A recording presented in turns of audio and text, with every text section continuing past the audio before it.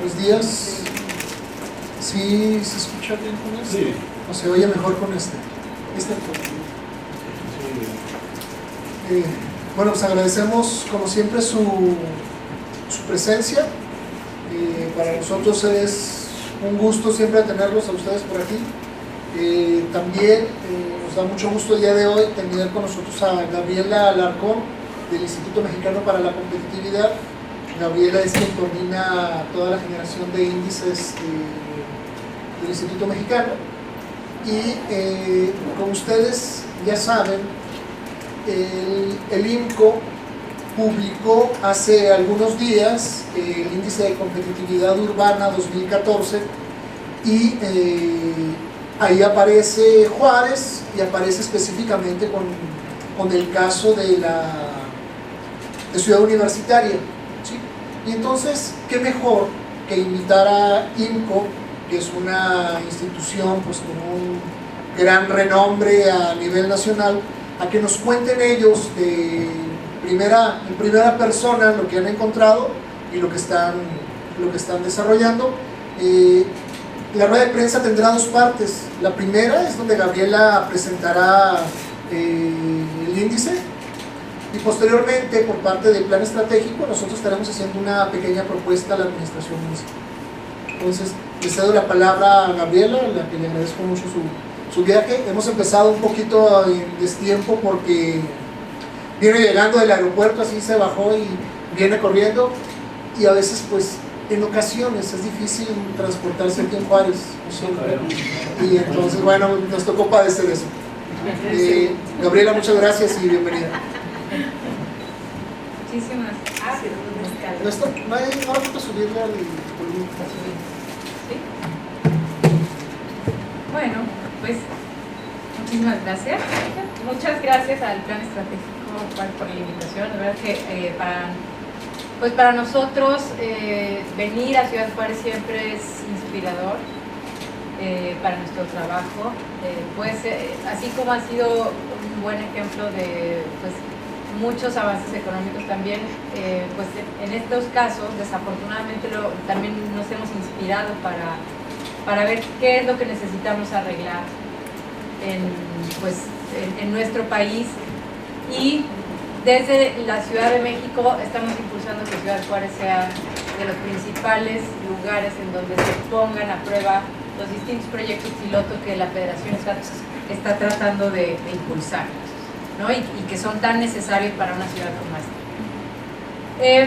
Bueno, pues les voy a presentar este informe que hicimos que presentamos hace apenas 2 semanas, que se divide en 3 partes.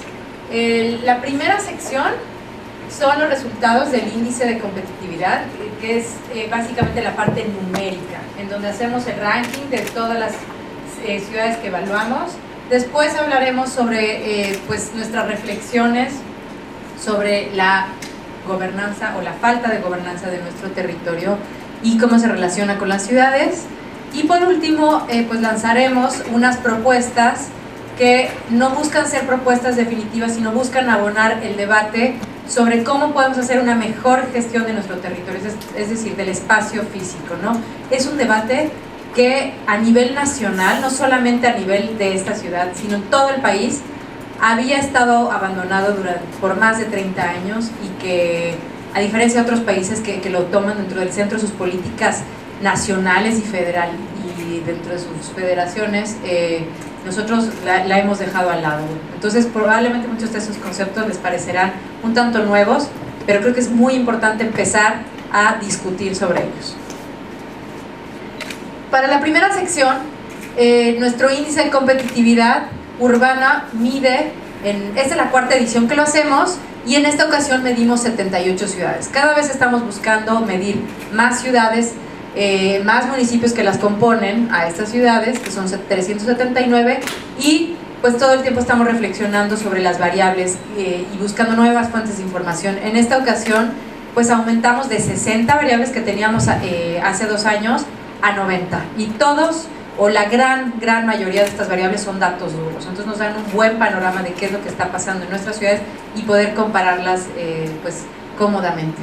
Estas 90 variables se agrupan en 10 subíndices o pilares de competitividad que van desde aspectos básicos como la confiabilidad del sistema de derecho, o qué tan bien se hace el manejo del medio ambiente, el capital humano, pero también va hacia cuestiones más sofisticadas, ¿no?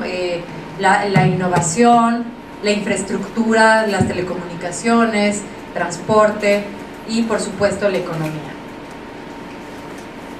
En nuestro índice, las ciudades que conforman este índice pues concentran el 83% de la producción nacional, a casi 2/3 partes de la población nacional y casi el 90% de la inversión. Entonces podemos estar seguros que si hablamos de estas 78 ciudades, estamos hablando de los principales motores de nuestro país, motores económicos, sociales y de todo tipo.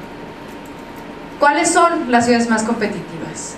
Por primera vez el Valle de México quedó en el primer lugar, principalmente por cuestiones históricas, pero también porque antes Monterrey, que era la principal ciudad, la más competitiva, pues también se vio inmersa en una serie de problemas que hizo que perdiera competitividad. Las siguientes ciudades más competitivas están ahí, aparecen en su pantalla, en donde destacan Los Cabos, que desafortunadamente ahorita se está viendo envuelta en turbulencias, ¿no? de orden natural y urbano. Querétaro también es otro buen caso de éxito de nuestro país económico. Monterrey cayó a la posición número 4 y tenemos otra ciudad turística que es Cancún. Y aquí vemos los niveles de PIB per cápita, inversión y un índice de talento que usamos que conforme vamos cayendo en las posiciones de competitividad, estas van siendo menores. Las menos competitivas, ahí está el contraste, son las que pueden ver en su pantalla, en donde en este año Acapulco, una ciudad que era pues la meca del turismo no solamente nacional sino internacional, hizo tan mal también su papel que hoy está en el último lugar, y pues vemos los niveles de PIB, inversión y índice de talento que están en niveles muy bajos, en algunas ocasiones una tercera parte o hasta una cuarta parte de lo que tienen las mejores ciudades. Estas son las ciudades intermedias que están digamos en el tercer grupo de competitividad, y en el cuarto grupo de competitividad ahí aparece Juárez. Juárez destaca, está en el lugar 43 de 78 y destaca que pues subió 7 posiciones.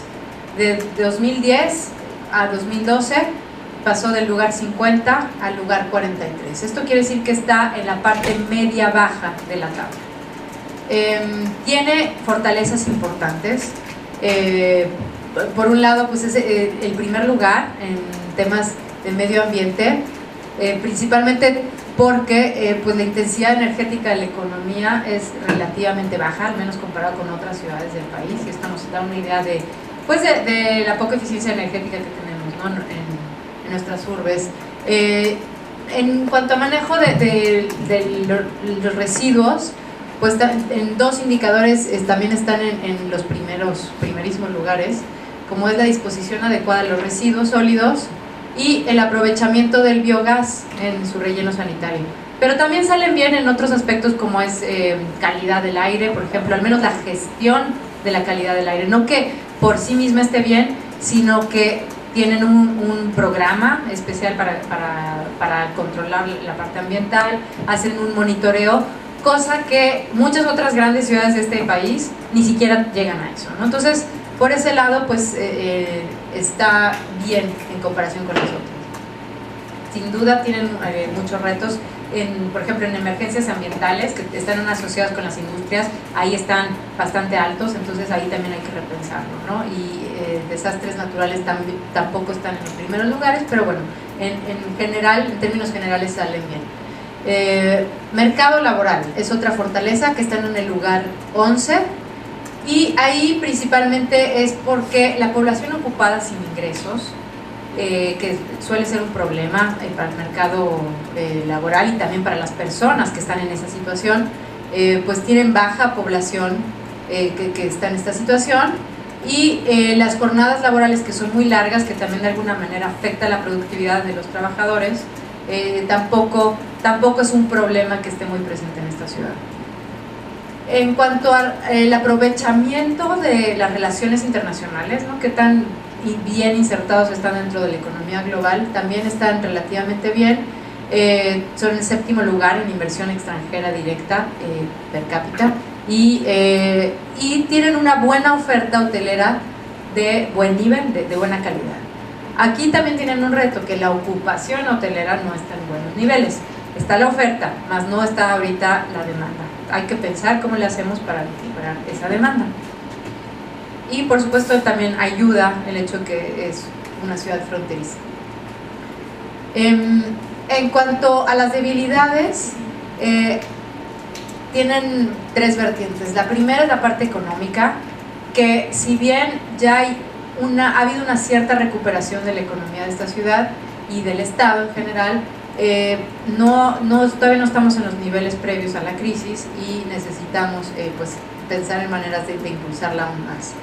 En cuanto a desempleo, hay una tasa de desempleo por arriba del promedio del urbano, ¿no?, de este país, y tienen una cartera vencida hipotecaria bastante alta, y que esto pues quizás en buena medida era un reflejo de también la alta tasa de vivienda deshabitada.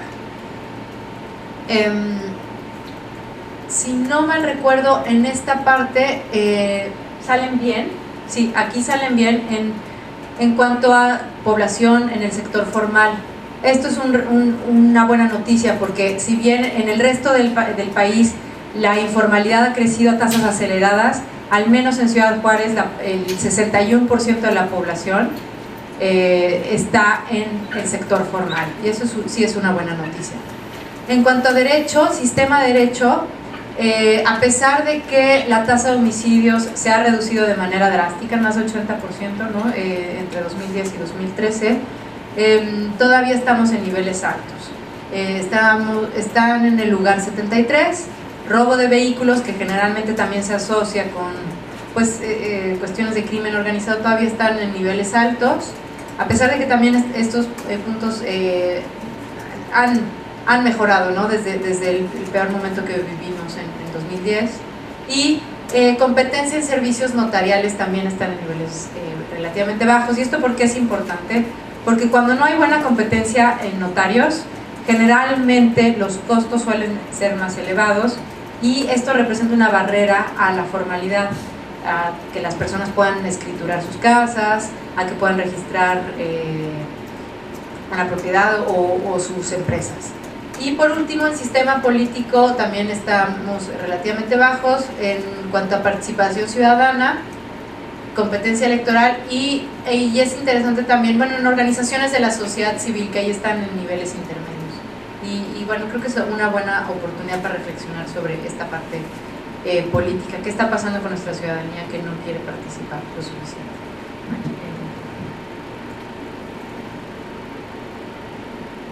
Ahora pasamos a la segunda sección de este informe, y que tiene que ver más con los problemas generales que viven las ciudades del país.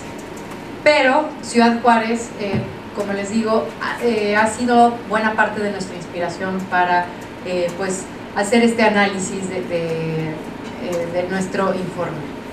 El contenido de esta segunda sección pues básicamente analiza las experiencias internacionales, hace un recuento histórico de cómo ha sido la gestión territorial en nuestro país. Son recuentos muy cortitos, pero vale la pena para poder tener un mejor contexto.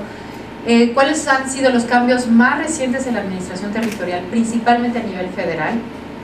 Y las propuestas para una mejor política territorial. Entonces, ¿por qué? ¿Por qué regreso otra vez a Ciudad Juárez? Porque cuando nosotros vinimos, bueno, Juan Pardinas, que es nuestro director general, y yo también fuimos invitados para dar una conferencia sobre ciudades, pero era de otro aspecto, no era tanto que ver con la parte territorial. Hicimos un tour por toda la ciudad y nos dimos cuenta de, pues, que había, tras ir recorriendo la ciudad, donde habían lotes baldíos al lado de pues grandes desarrollos de vivienda, muchos de ellos abandonados en ese momento, y después de salir de la ciudad y recorrer grandes y grandes kilómetros de distancia. Apenas empezábamos a ver cómo se ubicaban ahí, una nueva construcción que en ese momento, bueno, que es la ciudad del conocimiento, de pronto como que no nos hacía ningún sentido, ¿no? ¿Por qué estaban ocurriendo estas cosas? Si bien ya lo habíamos visto en otras ciudades, como que aquí lo vimos exacerbado, y entonces esto fue lo que durante algunos años empezamos a madurar, ¿no? en nuestras pues, mentes, cómo podíamos analizar y atacar este tipo de cuestiones que sin duda no le estaban dejando nada bueno a una ciudad como esta. Vimos que en 1980 la superficie de la mancha urbana de Ciudad Juárez era esa manchita blanca que ven en su pantalla, y en esos momentos era de las ciudades que estaban creciendo más en nuestro país, y se convirtió rápidamente en la octava ciudad más grande. 30 años después, esta es la superficie de la mancha urbana, en donde mientras la población se duplicó, un poquito más que se duplicó en este periodo, la mancha urbana creció más de 6 veces. Esto llevó a que para 2010, dentro de las 7 ciudades más grandes del país, Ciudad Juárez es la que tiene la densidad poblacional más baja de todas.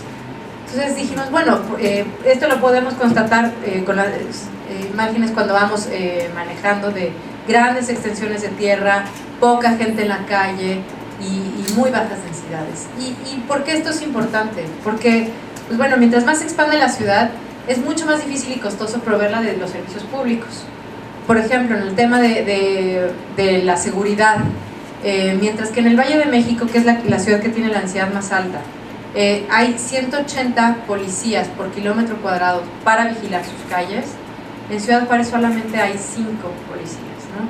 Entonces es mucho más difícil y costoso poder vigilar adecuadamente una ciudad que está expandida versus una ciudad más compacta. Y pues pensando que con tanto suelo intraurbano y que estaba subutilizado entre lotes baldíos y edificios pues ya en desuso, ¿por qué hace unos años se eligió construir tan lejos la nueva sede de la Universidad de Ciudad Juárez? Y lo pueden ver en el mapa. Si estas zonas sombreadas que ven en su pantalla son los perímetros de contención urbana que definió el gobierno federal, en donde el cinturón más a la orilla, que el azul, es ya un cinturón periférico de la ciudad, es decir, ahí todavía no está muy urbanizado o nada urbanizado esa zona, pero se esperaría que hacia allá debería de crecer la ciudad. ¿Por qué hace unos años se tomó la decisión de construir algo que está ni siquiera en el perímetro azul, está completamente alejado de este lugar? El tema de ahorrarse los costos de los terrenos me parece que no es un razonamiento suficiente, donde tiene que haber un análisis mucho más profundo sobre las decisiones de localización pues de las grandes infraestructuras, ¿no? Pero bueno, otro punto importante que ya acabamos de cumplir un año, Acapulco hace un año pues se enfrentó un gran desastre natural, pero no es la primera vez que le pasa a esa ciudad, no, parece que no aprendemos, ¿no? Hace pues ya, ¿qué estamos hablando? Unos 14 años más o menos, cuando llegó el huracán Paulina y generó daños increíbles. En ese momento las autoridades decidieron reconocer sus propios instrumentos de ordenamiento, que es el Plan Director Urbano de Acapulco. Lo pusieron ahí, este es un extracto de ese punto, en donde se pusieron de manifiesto las irregularidades en la ocupación del suelo y otra serie de problemas, ¿no? Entonces dijeron, no queremos que esto vuelva a pasar. Esto fue en 2001, se creó un atlas de riesgos, en donde, por ejemplo, si ven la zona del río de la Sabana, aquí se ve claramente que es una zona con mucho riesgo de que sea inundada. No se debería de construir ahí, no sería la conclusión lógica. Ahí lo podemos ver. En 2003, esta misma zona, esta es una foto de Google Earth, este es el río de la Sabana. Para 2003, toda esta zona era pues zona rural, no estaba habitada. 10 años después, esto no estamos hablando de asentamientos irregulares, todo esto tenía permisos de construcción, grandes desarrollos habitacionales que 10 años después invadieron los bancos de este río, y unos meses más tarde, esta es una foto aérea, ya no es satelital, pero este es el río La Sabana, y aquí toda esta zona de los grandes desarrollos es la que se inundó, causando pérdidas materiales, pérdidas humanas. Entonces, pues bueno, estas son las cifras, son cifras pues muy duras, en donde pues el 64% del total de las pérdidas humanas por estos dos fenómenos, por Ingrid y Manuel, ocurrieron en el estado de Guerrero. 2/3 partes de los daños patrimoniales también ocurrieron en Guerrero, y esto es lo que le costó al Fonden tan solo en este lugar para dar. Entonces esto pues claramente es una negligencia, pero no tenemos todavía responsables claros. Y bueno, casos como esos podemos ver en Ciudad Juárez, ¿no? Todo el tiempo, con las inundaciones, ahorita con las lluvias, seguramente, pues bueno, también he estado leyendo que es algo que no es exclusivo de Acapulco. Pero bueno, esto no es algo que esté solamente en la responsabilidad de los municipios. Esto es una colusión de más de un orden de gobierno y más de una dependencia. Este tipo de desarrollos habitacionales necesitan las autorizaciones federales, muchas veces estatales,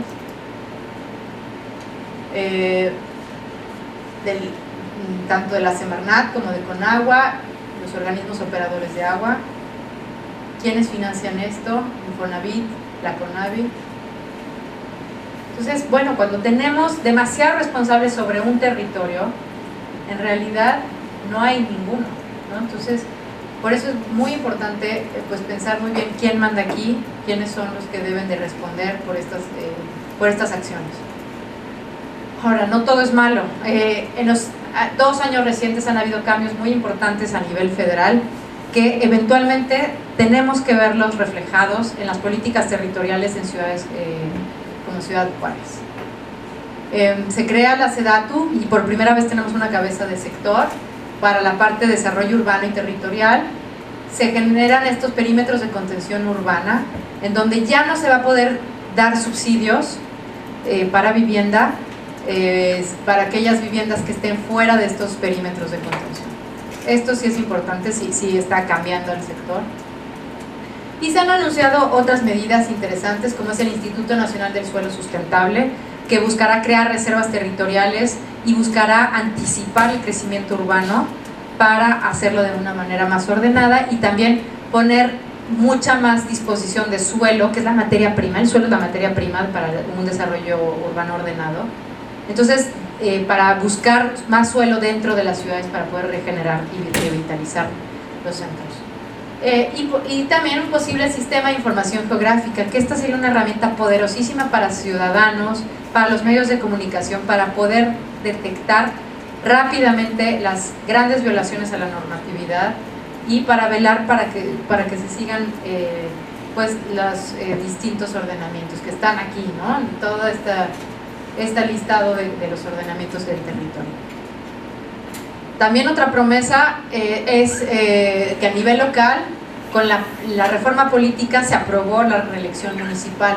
Entonces ahora los gobiernos podrán tener incentivos para adoptar medidas que tengan frutos, que se cosechen en el mediano plazo, desde cosas básicas como cambiar el alumbrado público o simplificar todo el sistema complejísimo de los ordenamientos territoriales que inciden a la corrupción, hasta hacer reformas al catastro y vincularlo con el registro público de la propiedad. Esto es importantísimo para después poder recaudar mejor a nivel local. El problema es que esto está limitado únicamente a nivel federal y a una sola secretaría que tiene muy pocas facultades. Tú me dices cómo voy con el tiempo, Sergio. Sí. Bueno, ahí va. Entonces, bueno, una es que en el sector educativo, vuelvo al caso de Ciudad Universitaria, de aquí de Ciudad Juárez, en donde pues la federación sigue fomentando este tipo, o sea, le sigue metiendo dinero bueno, digamos, al malo, ¿no? A un proyecto que ya probó que no está trayendo ni a los estudiantes ni a los maestros que pretendía traer, ni las otras inversiones que lo iban a complementar. Entonces hay que pensar dos veces, ¿no? Si queremos seguir financiando algo así. En el sector salud pasa algo similar en todas las ciudades, ¿no? Tenemos aquí este hospital en Nogales que se construyó en la puntita de la periferia, y aquí en Chetumal otro hospital que después de 2012 está lejísimos, incluso después del aeropuerto, ¿no? Queremos seguir financiando esto, y pues los fondos especiales federales pues tampoco tienen criterios territoriales, ¿no? Los esfuerzos por frenar los asentamientos irregulares en el país son poquititos, sobre todo tomando en cuenta este dato que es impresionante.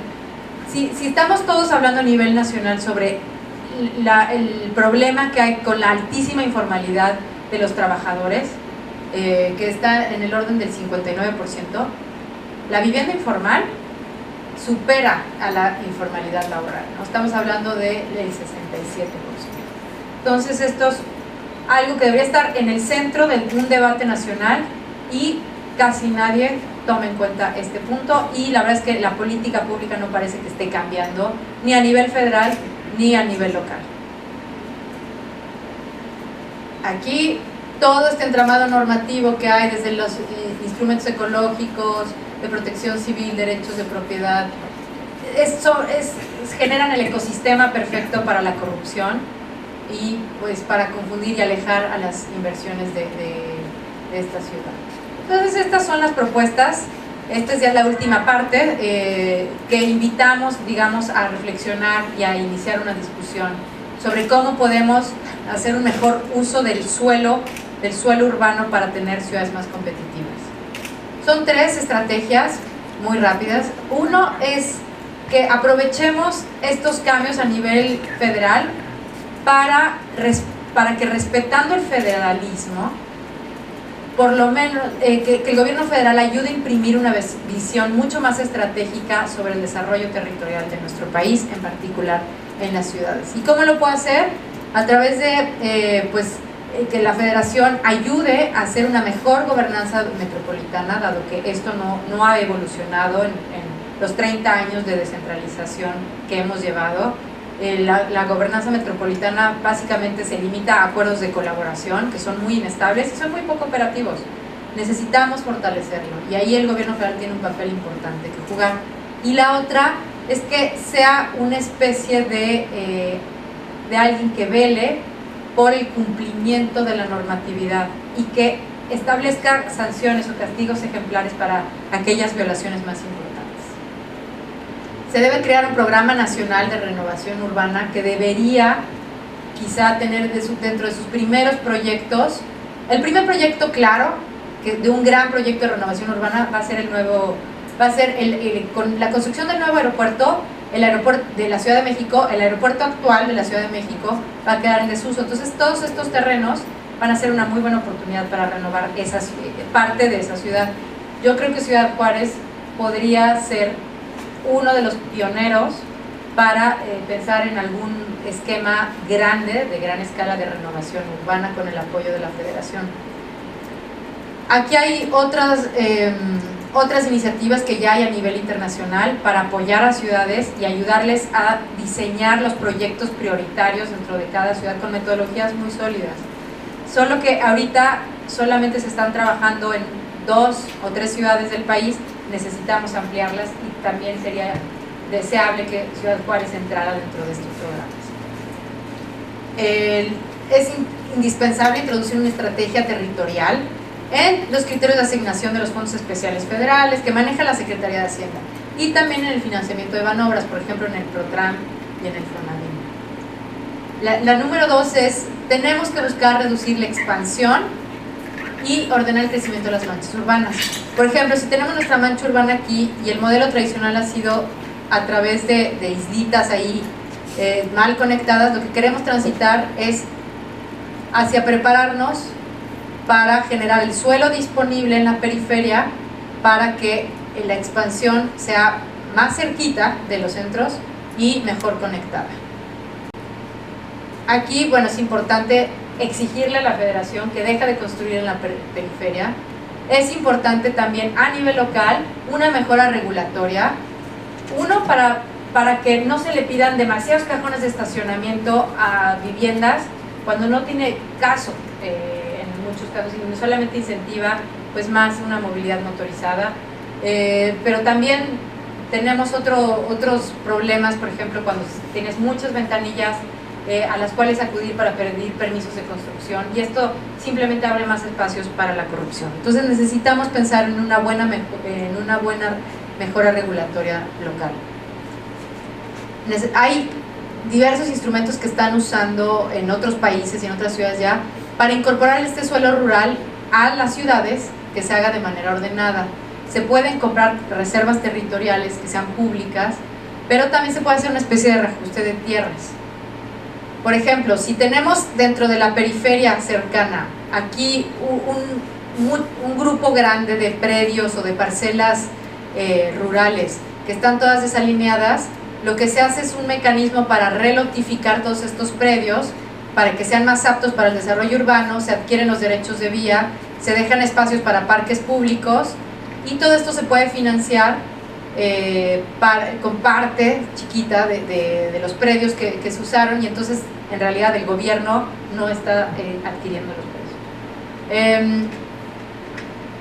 Debe haber una política de cero tolerancia para nuevos asentamientos irregulares y diversificar las estrategias de regularización de los asentamientos. Y ya por último, necesitamos aumentar la oferta de suelo intraurbano, porque si solamente contenemos la expansión de las manchas urbanas y no hacemos nada por tener más suelo disponible dentro de las ciudades, lo único que vamos a generar es escasez, y esto se va a traducir en precios más caros del suelo y de la construcción, y también va a llevar a más asentamientos informales. Y esto es un poco lo que queremos hacer, llevarlo de terrenos baldíos y bajas densidades a desarrollar el suelo intraurbano y altas densidades. Aquí pues hay esquemas fiscales como sobretasas a baldíos, contribuciones por mejora cuando se hacen inversiones públicas, y recuperación, una estrategia de recuperación de la vivienda abandonada. Así que eso es todo. Pues muchísimas gracias por su tiempo, y el documento completo lo pueden consultar en nuestra página de internet, ¿sí? Muchas gracias. Para continuar con esto que Gabriela nos ha presentado, y tomando en cuenta las recomendaciones que hace INCO desde plan estratégico, lo que estamos nosotros ahorita proponiendo el día de hoy es retomar las propuestas de campaña del presidente Enrique Serrano, donde él habla de varias situaciones, ¿sí? Él habla en la parte de desarrollo urbano, habla claramente de la densificación de la ciudad, ¿sí? Donde él dice que hay que limitar el crecimiento desordenado de la mancha urbana, donde hay que someter el crecimiento de la ciudad al plan de desarrollo urbano. También habla de los lotes baldíos, que es algo de lo que ya acaba de mencionar Gabriela, donde en su plan de trabajo que presentó en la campaña el presidente Enrique Serrano, planteaba optimizar las reservas de lotes baldíos con una política fiscal que estimule su desarrollo, ¿sí? Y también hablaba de reutilizar los inmuebles abandonados. En todo este marco que está planteando Gabriela desde INCO, Plan Estratégico hace una propuesta muy concreta, ¿sí? Lo que estamos proponiendo es una nueva política territorial para la ciudad, porque urge, y que esté basado tanto en criterios democráticos y científicos. Todos hemos visto cómo la ciudad se ha construido pues en función de intereses de muy pocas personas, y pues el interés privado ha estado sobre el interés público. Este es un momento crucial para que el presidente municipal asuma el liderazgo de la reconstrucción de la ciudad, ¿sí? Ya hay más instrumentos, ¿sí? Esta creación de la SEDATU, de la Secretaría de Desarrollo Agrario, Territorio y Urbano, ¿sí? Yo creo que es un buen instrumento, y tenemos que estar pensando en eso. ¿sí? Es necesario que en esta nueva renovación urbana de Ciudad Juárez estemos trabajando en conjunto el gobierno municipal y toda la sociedad civil, ¿sí? Y lo que estamos proponiendo muy en concreto, a la luz de todo este análisis que nos hace INCO, es una mesa de trabajo para definir una nueva política territorial para Ciudad Juárez, ¿sí?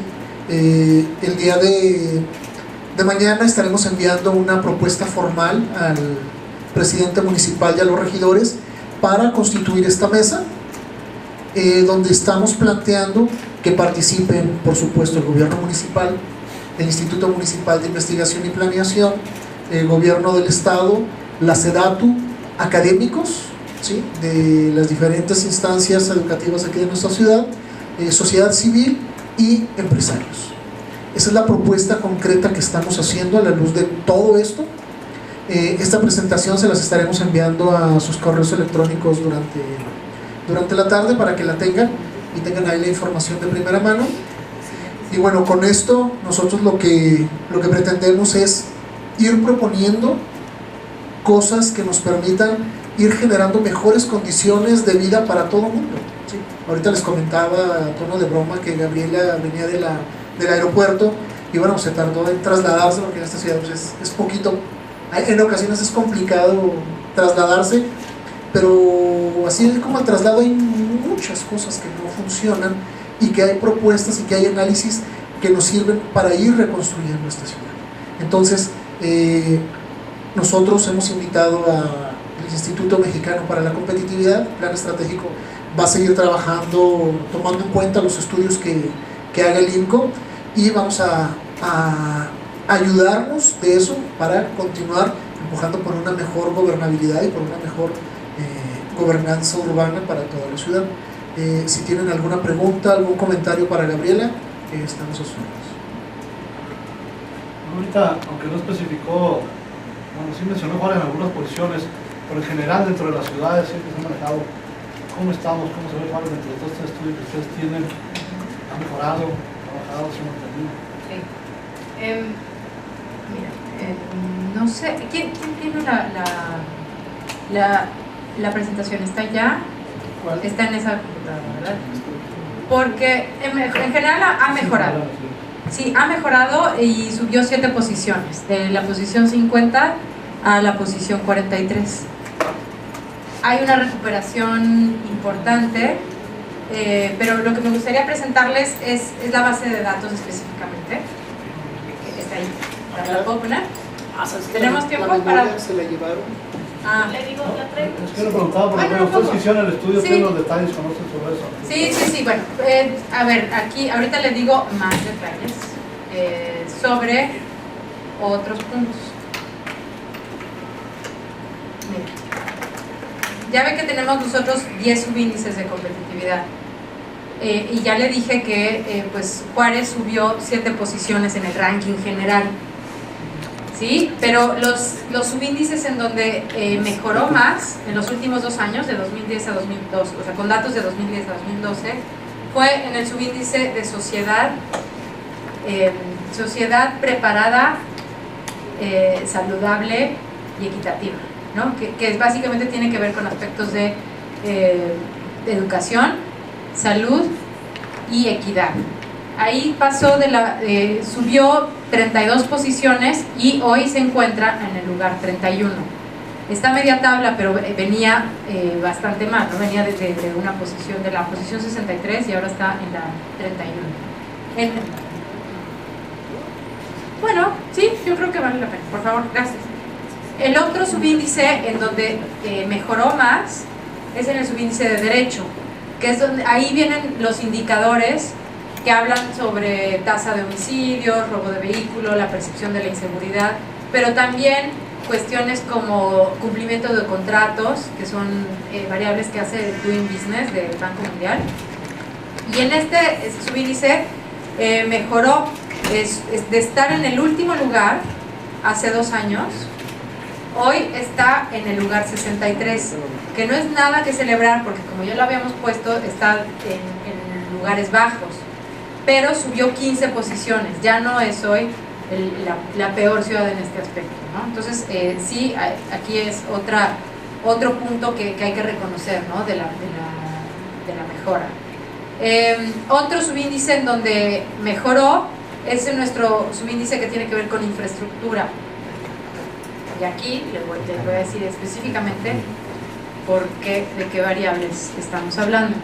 En infraestructura tiene que ver con básicamente acceso a tecnologías de información y comunicación, en donde, por ejemplo, las viviendas que tienen computadora pues están en el lugar 24, hay una buena penetración de la telefonía móvil, pero aquí tienen un reto y yo creo que se asocia también con la baja participación ciudadana. La penetración de las redes sociales en esta ciudad es muy baja, están en el lugar 73, ¿no? Entonces aquí es importante, o sea, en el lugar 73 en relación con su población. Esto quiere decir que todas estas dinámicas que aprovechan las nuevas tecnologías para una mayor participación social en los asuntos públicos es muy baja en esta ciudad, ¿no? Entonces nos habla de algo que tenemos que aprender. Otro punto importante en este mismo subíndice tiene que ver con el sistema de transporte masivo, y aquí, bueno, todos conocen pues la mala calidad del transporte público. ¿Es esto? Ajá, exacto, es ese mero. Es ese mero. Ahí esos son. Esto. Más.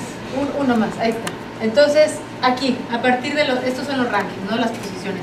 Este es en el índice general, que están hoy en el lugar 43, y estas son las posiciones que cambió entre 2010 y 2012. Y para acá nos vamos yendo hacia los 10 subíndices que lo componen. Otro punto importante de Ciudad Juárez es que pues en la parte de empresarialidad están bajos. Esto tiene que ver con el número de empresas por población ocupada, que aquí están en el lugar 72. Pero digo, al menos las empresas que están aquí generan pues un nivel de patentes que están en los niveles promedio, y tienen centros de investigación y número de posgrados de calidad que también están en niveles promedio, o sea, están en el lugar 36, ¿no? Entonces, en este sentido, pues sí se ve que es una ciudad pues más sofisticada que otras, al menos en la parte económica, pero se ve que todavía la ciudad depende de unas pocas grandes empresas, y esto no ha tenido la suficiente derrama como para generar pymes, ¿no? Bueno, en el resto de la ciudad, y esto que hace a una ciudad pues mucho más resistente a pues shocks que pudieran haber en un sector, nada más, como fue en el caso de la crisis del 2008-2009, ¿no? Que esta fue de las ciudades más afectadas del país, un poco por esa parte donde no hay pues mucha diversificación económica. No sé si tengan alguna otra pregunta.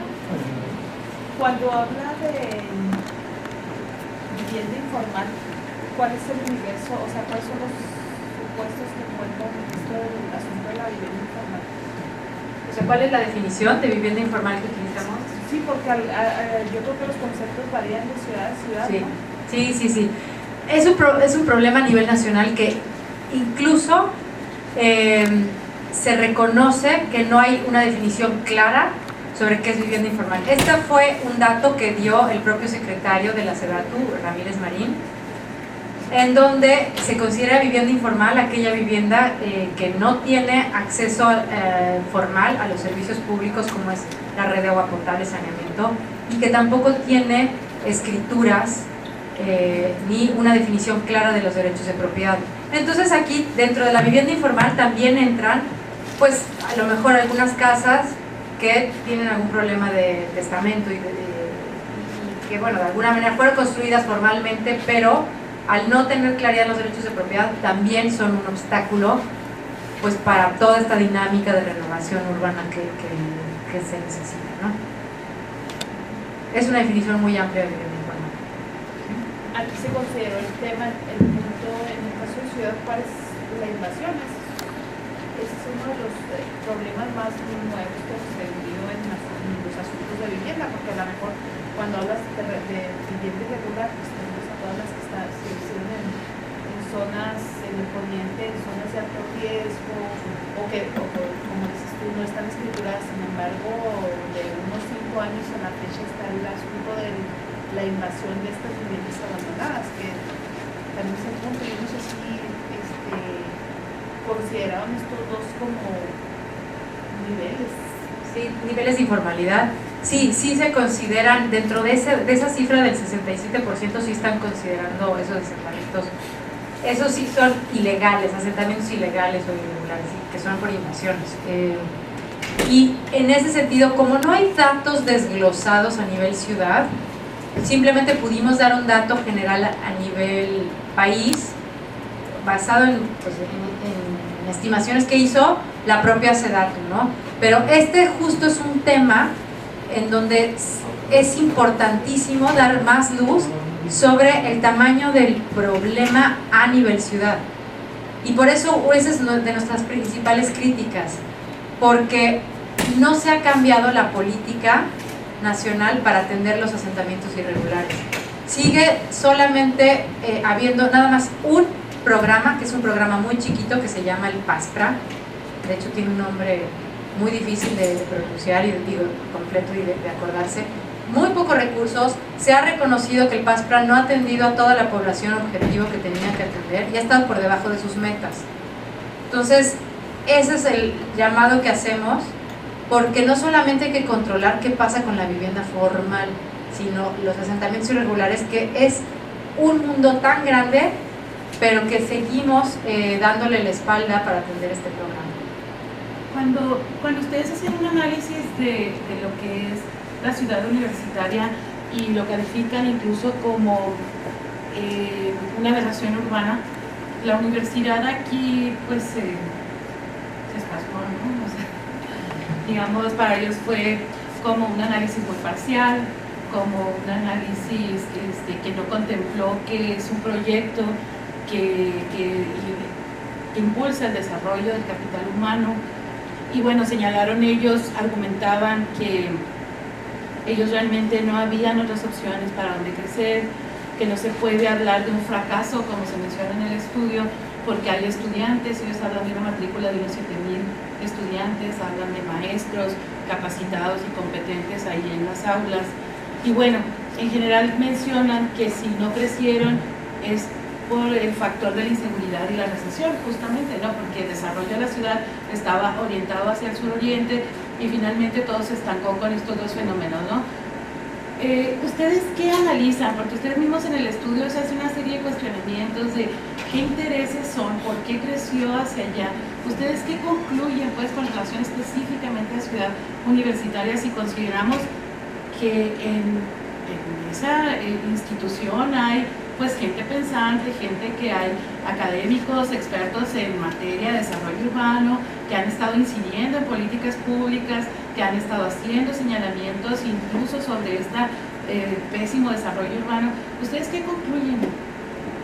Bueno, la conclusión está ahí mismo en ese caso de estudio, en donde nosotros vemos que, a ver, la decisión que se tomó en ese momento cuando preguntamos por qué se construyó ahí, y se decía que es porque no tenía costo los terrenos y porque no había hacia dónde crecer.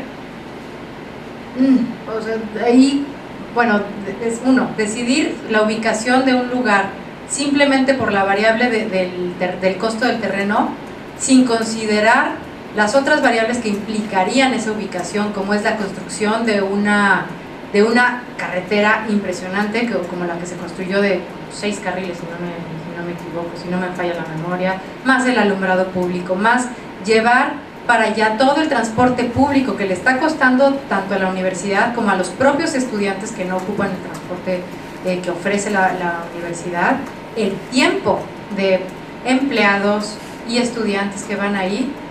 Esas decisiones me parecen que son las parciales, la visión parcial para decidir una ubicación, ¿no?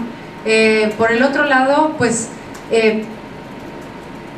reconocemos que han habido diferentes modelos que han cambiado, ¿no? Que ha sido pendular, en donde en algunas veces la propia ciudad universitaria del DF, ¿no? La UNAM, se construyó en su momento, hace varias décadas, en una zona alejada del resto de la ciudad, y que hoy es una universidad que es pujante y que va bien, pero en su momento esa misma decisión de hace mucho tiempo tuvo sus propios problemas importantísimos, porque a esa decisión se le atribuye buena parte del declive del centro histórico de la Ciudad de México, y que tomó tantas décadas en recuperar. Entonces esto de alguna manera pues no contribuyó a revitalizar un centro histórico que ya estaba en declive, una zona urbana consolidada. Y cuando se hacen estas universidades pensando en un modelo en donde básicamente pues la gente pensante se va a un Olimpo, ¿no? Aislada del resto de la ciudad, para generar sus grandes ideas, pues las sinergias que pueden haber, las derramas de conocimiento que pueden haber, que le beneficien al resto de la ciudad, a las empresas, disminuyen. Esto está comprobado por análisis pues estudiosos, digamos, de diversas universidades del mundo, de grandes institutos que le han puesto números en donde dicen, si tú te vas a algún lugar en donde tienes la gente pensante y la alejas del resto de la sociedad, las derramas de tu conocimiento se pierden casi en un 90% cuando te vas más allá de 1 kilómetro de un radio a la redonda. Estas derramas se pierden. Entonces, sí, sin duda, hay estudiantes y se está generando pues allá capital humano, pero ¿cuál hubiera sido la alternativa y cuál hubiera sido el resultado si se hubiera ubicado más cerca de la ciudad, aprovechando todos los lotes baldíos o terrenos subutilizados que hay? Probablemente hubieran habido más derramas de conocimiento que generaran sinergias positivas dentro de la ciudad, más de las que ya hay ahorita, y probablemente se hubieran ahorrado mucho en otros costos, ¿no? Que si bien pues no pagaron por los terrenos, tuvieron que pagar por la construcción de esas carreteras, el transporte público, etcétera, ¿no? Entonces, pues son decisiones mucho más complejas simplemente que el costo de un terreno. De hecho, una de las justificaciones siempre de la universidad, uno de los ejemplos que pone es la construcción de la UNAM para justificar el tema de la lejanía. Yo no sé si quieres comentar algo al respecto, pero yo quería preguntarte a ti, Sergio, ahorita hablaban de esta propuesta que hacen para una mesa de trabajo. Yo no sé, hasta este momento va a cumplir un año la administración municipal. ¿Se ha cumplido, o considerando estas propuestas, estos temas, estos puntos que expone la INCO, cómo ha actuado el gobierno municipal y se ha escuchado este tipo de puntos, si ha hecho algo al respecto, o sea, en la acción? ¿Ustedes cómo lo consideran, cómo lo miran? La decisión más clara que tenemos en este sentido es la aprobación del cambio de uso de suelo en San Jerónimo. Sí. Entonces, esta administración, ahorita, en este momento, la decisión más importante en temas de consolidación del centro urbano, de una densificación como veíamos, como se planteaba en la campaña, pues en realidad ha faltado, y por eso la propuesta de crear nuevas relaciones para generar nuevas condiciones, ¿sí? Lo interesante aquí es cómo vamos aprovechando estos elementos que nos está planteando Gabriela para crear una mesa de trabajo donde podamos ir haciendo esos análisis, los que tienen que estar. ¿Pero por qué lo tendría que hacer ahorita si no lo ha hecho? Bueno, pues es una oportunidad que tiene incluso hasta política el mismo presidente municipal. ¿Sí? O sea, ahorita tenemos la necesidad que la estamos tocando con mano, una ciudad que se nos está cayendo a pedazos, y tenemos, bueno, tiempos electorales en los que pues podríamos esperar en que se hiciera algún esfuerzo en ese sentido, y aprovechando también estas nuevas normatividades y esta nueva institución que se acaba de crear en el gobierno federal para ir haciendo efectivo todo este planteamiento que se está haciendo, ¿no? Hay cinturones periféricos muy concretos, cómo ir haciendo valer eso. Se habla de una modificación a las regulaciones de desarrollo urbano. Bueno, pues ahí tenemos que empujarlo, ¿no? O sea, lo que no podemos hacer es seguir viendo cómo van pasando las cosas y no hacer propuestas nuevas y diferentes que nos permitan pensar en la construcción de otras condiciones, ¿no? A partir de estos análisis. ¿Y qué observan ustedes? Porque bueno, otra de las preguntas que se plantea ahí cuando ya hacen el caso del análisis de Juárez es que preguntan qué intereses o qué motivaciones hay para haber desarrollado Ciudad Universitaria hacia esa zona, que es inexplicable. ¿Realmente es inexplicable? O sea, porque ahorita, por ejemplo, ustedes planteaban en el estudio que son tantas los niveles de gobierno o dependencias que se involucran con determinados desarrollos que al final de cuentas no se sabe quién es el responsable. Pero realmente ustedes advierten que efectivamente aquí es inexplicable o son intereses de carácter específicamente económicos y políticos, particularmente en el caso de CEU. Nosotros desafortunadamente no encontramos evidencia, hicimos solicitudes de información, pero no había evidencia en ese momento como para poder nosotros llegar a sacar conclusiones, ¿no? Y conclusiones sobre a qué interés estaba respondiendo. Posiblemente, o sea, ahí en el estudio decimos, bueno, si supusiéramos que fueron buenas intenciones, siguiendo este modelo, ¿no? Que ya es bastante obsoleto, ¿no? De ubicar estos centros universitarios absolutamente alejados de los centros urbanos. Si hubiera sido una buena motivación como para tener otra vez un espacio como para pensar y reflexionar, bueno, pero ¿por qué no se consideraron estos otros aspectos, no? Ese hubiera sido en el mejor de los casos. Pero no tenemos más información como para poder decir realmente fueron solamente buenas intenciones pero sin un buen sustento analítico, o si hubieron más otros intereses detrás, ¿no? Y sobre eso, pues bueno, quizá, no sé si ustedes tengan más información al respecto, pero bueno, nos lleva a lanzar ciertas preguntas como, bueno, ¿quién fue quien construyó esa carretera, ¿no? Si de alguna manera podría haber tenido alguna relación con los que construyeron los edificios de esta ciudad universitaria. ¿A quiénes se les asignó pues las rutas del transporte público para llevarlos hasta allá? Y otra serie de preguntas que pues yo creo que vale la pena pues hacernos para, nada más estar seguros de que posiblemente solamente fue una mala decisión de política pública, ¿no? Y que tenemos que pensar, más importante, hacia futuro, cómo podemos arreglar esto. Si vale la pena a lo mejor dejar eso solamente como un centro de investigación y regresar a los estudiantes, tratar de regresarlos a la sede original y mejorar esa parte, y que si los nuevos edificios que se pretenden construir realmente, en lugar de que se hagan en Ciudad Universitaria, a lo mejor se busquen nuevos espacios dentro de la ciudad para construirlos ahí. Es algo que vale la pena reflexionar. Simplemente este caso estudio es una invitación para repensar hacia futuro qué hacemos con todos los miles de millones de pesos que le seguimos metiendo a pues grandes proyectos como este, ¿no? Sergio, esta mesa que ustedes están proponiendo es tendiente a buscar una especie de política de restricción de la expansión urbana de Ciudad Juárez. Ciudades como París, por ejemplo, tienen unas leyes específicas que prohíben ya construir a cierta distancia del París. Esos lugares ya son considerados adecuados, etc. ¿Va por ahí esta propuesta? Sí, yo creo que es complejo hablar de una nueva política de desarrollo urbano, de desarrollo territorial.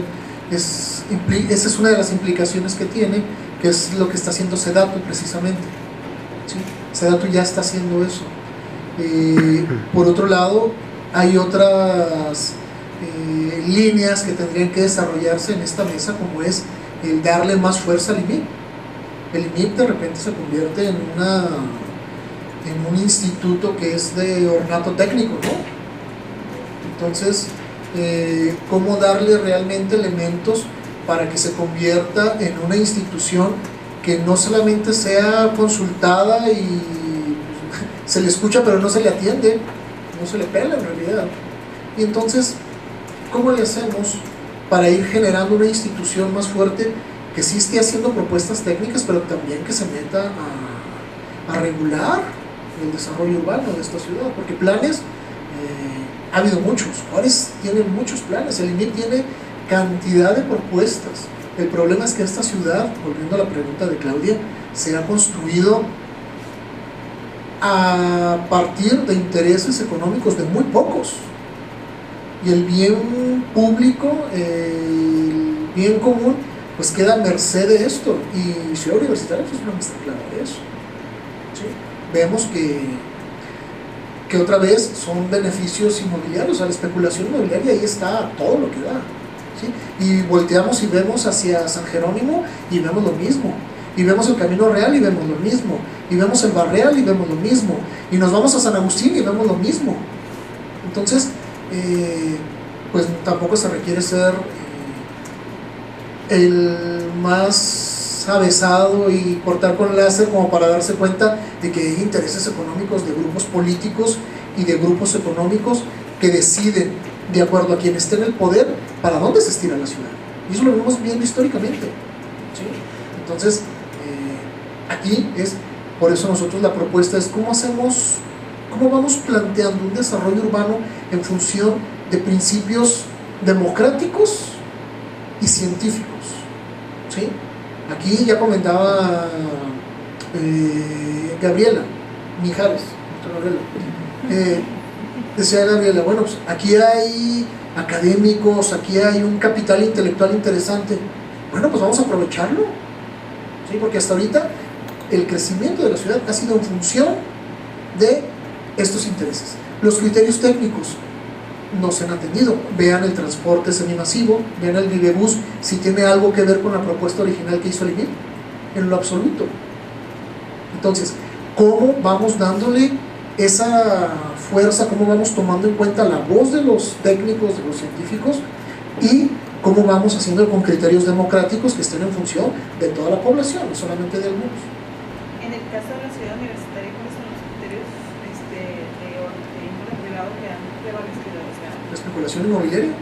¿quiénes son los dueños de los terrenos de los vecinos? En el registro público de la propiedad aparecen en ese entonces, cuando se dio la donación, aparece personas de apellido Bermúdez, Quevedo y Verdes. Que son los mismos dueños del Roque Bravo, ¿no? Ese es lo que hablamos. ¿Y cómo involucrar al ciudadano? Es decir, ahora que publicamos en nuestro caso los resultados de este estudio, a mí me llamó mucho la atención que los lectores estuvieron escribiéndonos, preguntándonos, pero ¿qué podemos hacer? O sea, vámonos a la acción, o sea, queremos incidir en esto y ¿qué podemos hacer? O sea, ustedes ya hicieron la denuncia, pero nosotros ¿qué podemos hacer? ¿Hacia dónde vamos? ¿Cómo involucrar a los ciudadanos, por ejemplo, en esta mesa y qué participación pueden tener?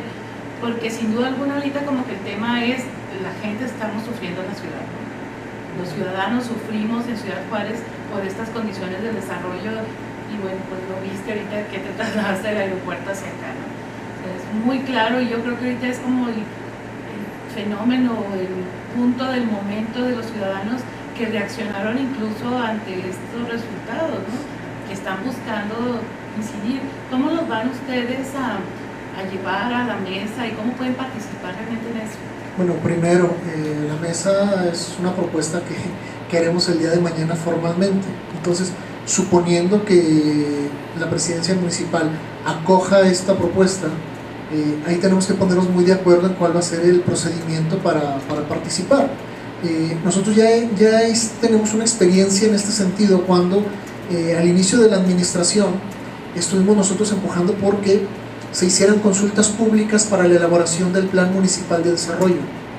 Y entonces ahí el municipio puso a disposición una serie de mecanismos, realizaron consultas. Nosotros, desde la red de vecinos, lo que hicimos fue convocar a la población a que hiciera sus propuestas, ¿sí? Y que el alcalde se comprometiera a ponerlas en el plan municipal de desarrollo. Y ahí están. Y ahorita es el trabajo que estamos haciendo desde la red de vecinos, sentándonos con regidores, ¿sí? Instrumentos ahí hay. ¿Cómo hacemos válida esa representación en que la ciudadanía se acerque a los regidores? Yo creo que es una de las vías que tenemos que explorar. Y la información sobre los regidores, bueno, pues está en planjuarez.org y también en juarez.gov.mx. Ahí está toda la información para acercarnos con los regidores. Yo creo que es donde tenemos que empezar a apretar más fuertemente como sociedad en hacer valer la representación que ellos tienen de nuestros intereses, ¿sí? Mecanismos, pues ya los iremos construyendo. Ahorita los que tenemos al alcance son desde plan estratégico, la red de vecinos, y ya formalmente acercarnos a las comisiones de regidores de desarrollo urbano y de obras públicas sobre todo. ¿No sabes si la normatividad que establece SEDATU permite el desarrollo, incluso el financiamiento de viviendas en lugares como San Jerónimo? ¿Queda fuera de ese marco? ¿No conoces a Jerónimo? No sé qué es San Jerónimo. En el mapa no alcancé a distinguir a ver si está. Pero es dentro una de las zona periferias. ¿es de riesgo? ¿Es una zona de riesgo? No, es norponiente. Pero si está fuera del perímetro de contención urbana, Lo que no tienes el mapa ahí. Es que el perímetro de Pero, contención ¿dónde está? urbana nada más está marcado en línea verde, no viene en La los- línea azul o línea verde. El azul. La línea azul. Ahí está. Pero ¿dónde está? San Jerónimo debe estar en aquel lado. No, no se alcanza a ver. No, está por acá, ¿no? Sí, está por allá, por está acá, por afuera, acá. no, si está tan lejos, no, si es vivienda de interés social, no puede recibir subsidios de la CONAVI. Entonces lo van a tener que financiar o con banca de desarrollo o con el Infonavit, pero sin recibir subsidios vía Infonavit, que son los de la CONAVI. Entonces eso no entrará, por ejemplo, y esa es una muy buena noticia. Ahora, perdón, nada más rápido, volviendo a la parte que puede hacer la sociedad, creo que, bueno, me parece que un camino es el que dice Sergio, y creo que hay otros caminos bien importantes en donde ahí también, como sociedad organizada, tenemos que empezar a tomar.